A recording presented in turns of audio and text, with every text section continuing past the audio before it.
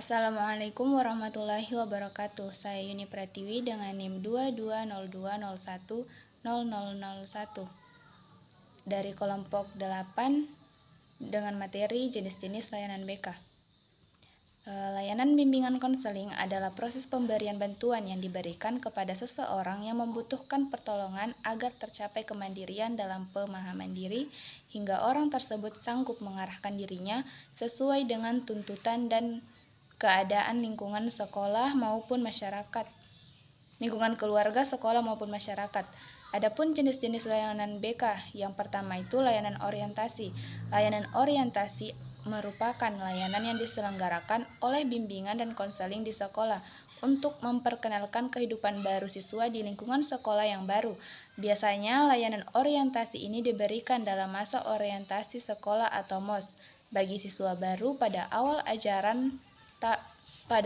tahun ajaran sebelum proses belajar mengajar dimulai. Yang kedua, layanan informasi. Layanan ini memberikan informasi yang luas dan beragam mengenai aspek pribadi, sosial, karir, dan belajar. Tujuannya adalah untuk mengembangkan pemahaman yang luas tentang peluang dan masalah, meningkatkan kesadaran informasi, dan membantu siswa dalam mengambil keputusan yang tepat untuk masa depan mereka. Layanan ini berperan penting dalam penyesuaian siswa dengan lingkungan yang baru dan pengembangan diri secara mandiri dan efektif.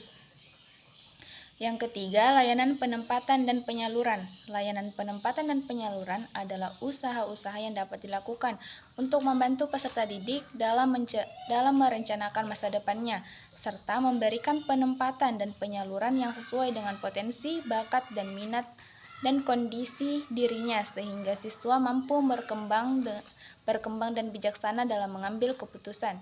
Yang keempat, layanan pembelajaran. Layanan ini dirancang untuk membantu siswa mengembangkan sikap dan kebiasaan belajar yang baik. Melalui layanan ini siswa dibantu untuk mengatasi masalah belajar dan mempersiapkan diri untuk pendidikan yang lebih tinggi dengan kebiasaan belajar yang efektif dan motivasi belajar seumur hidup. 5. Layanan bimbingan perorangan. Layanan bimbingan perorangan yaitu layanan bimbingan dan konseling yang membantu peserta didik dalam menuntaskan masalah pribadinya melalui prosedur perorangan. Layanan konseling perorangan merupakan layanan yang diberikan kepada setiap individu berdasarkan data ataupun kerelaan siswa untuk hadir bersama guru pembimbing dan konselor dalam wawancara tatap muka, guna membantu siswa yang ada dalam permasalahan untuk mengenal apa yang menjadi masalahnya, kekuatan dirinya untuk mencari solusi atas setiap masalahnya. Yang keenam, layanan bimbingan kelompok. Layanan ini merupakan kegiatan yang berfokus pada pengembangan sosial dan pencapaian. Tujuannya bersama anggota kelompok melalui penyampaian informasi dan diskusi. Sasaran utama adalah membantu setiap individu dalam kelompok mencapai pemahaman diri, penerimaan, pengarahan, dan perwujudan diri untuk perkembangan optimal.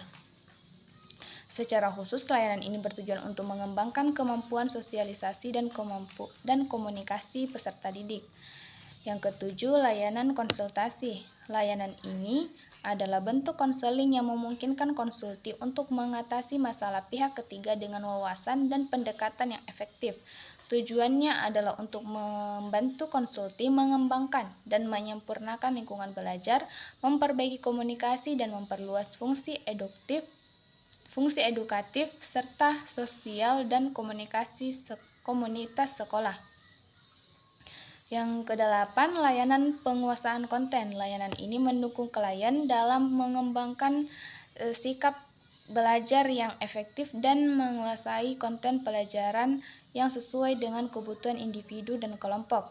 Ini bertujuan untuk membantu peserta mengatasi tantangan belajar dan memenuhi kebutuhan edukasi mereka. Yang kesembilan, layanan konseling kelompok.